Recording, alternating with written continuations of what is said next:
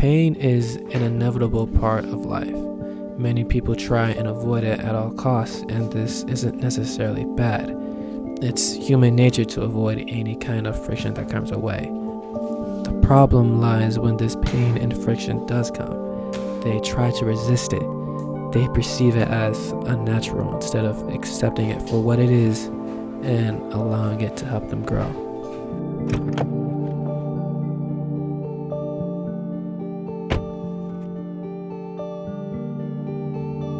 Resisting it will only make it worse. They're only blinding themselves to what it's actually showing them.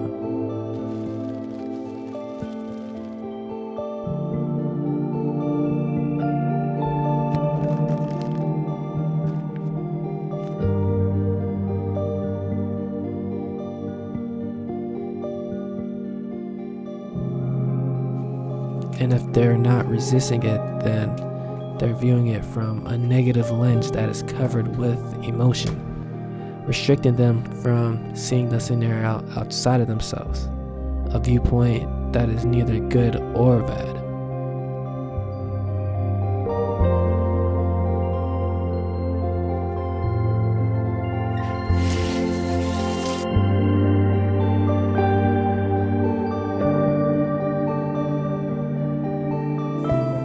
Seeing it as what it is rather than what they perceive it to be or what it can be in retrospect.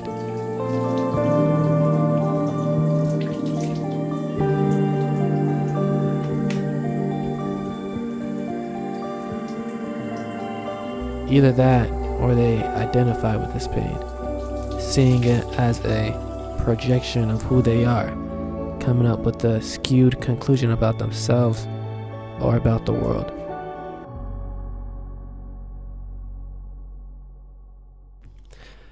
This is really a problem when people want to grow and become a better version of themselves. They want to achieve greater things, but without the restriction, without the pain, when the whole point of growth is that it is painful. There's no aspect in life that getting better at something won't include any sort of friction to do it. If you want to become Michael Jordan, you're going to have to miss a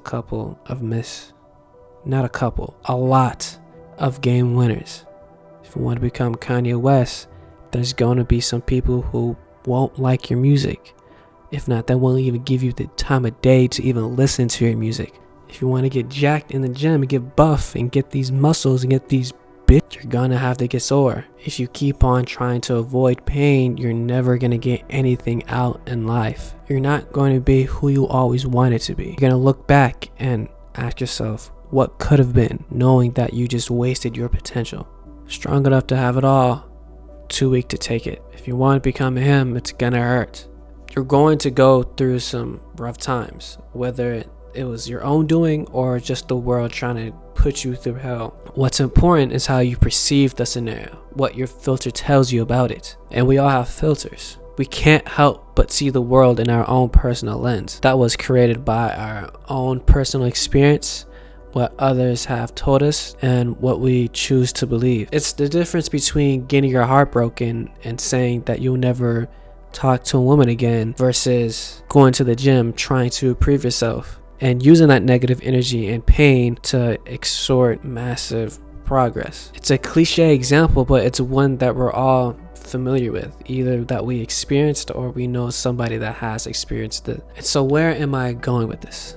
Knowing that you have a filter, you can also change your filter. You can change it to one that benefits you, to one that's indifferent to pain and sees lessons in negative experiences. Sees negative experiences as tests of your grit and emotional strength. A filter that is not afraid of pain and sees it as an opportunity of growth. Because that's what pain is. You can't grow without it, or at least some level of uncomfortability. Like, you're not gonna get better at guitar without some level of resistance and like frustration. And so the first step is becoming aware of your filter now.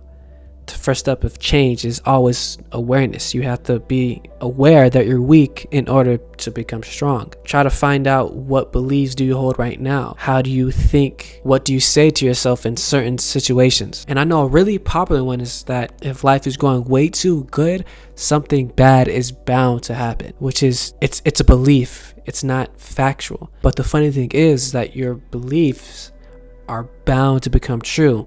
Literally, our brain is wired to filter out things that contradict what we already believe and to send in information that reinforces what you already believe. It's so stupid. Are you addicted to a belief? Are you addicted to resisting pain? Do you even believe that change is a thing, that change is possible? These are all beliefs that will determine your choices and decisions.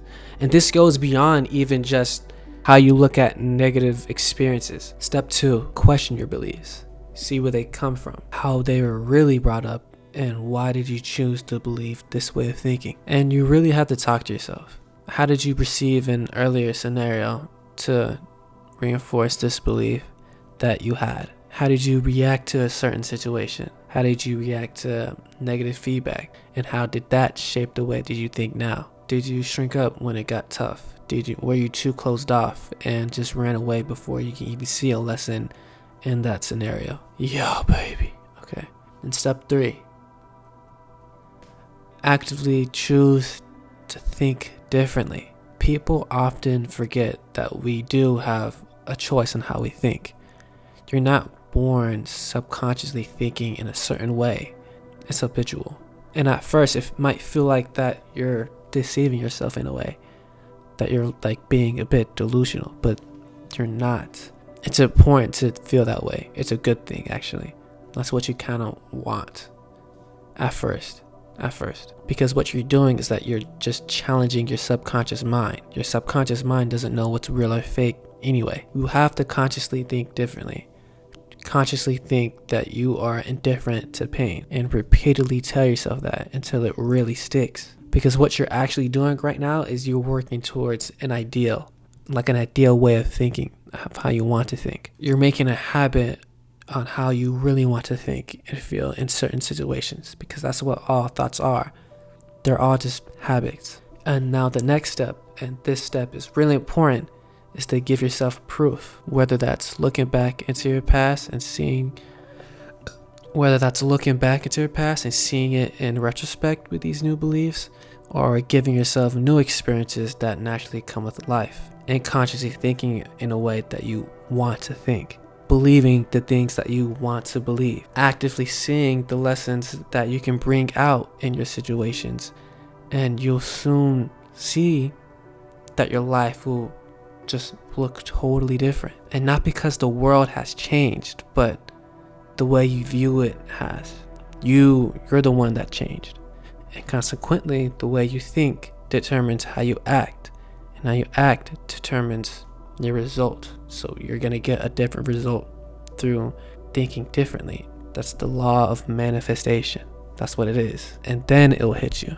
That deception won't feel like deception anymore, because you will actually believe in the things that you say that you believe in. Think indifferently about pain and you will act indifferently towards it. Think that there is a lesson in every experience and your mind will find a lesson in it with due time, obviously. It's not going to come like this. Your bad experiences are just as important as your good ones. Trying to avoid them will only lead to more suffering. Just like if you try to avoid your good ones for some bizarre reason. You need your negative experiences, because without them, you're never going to grow.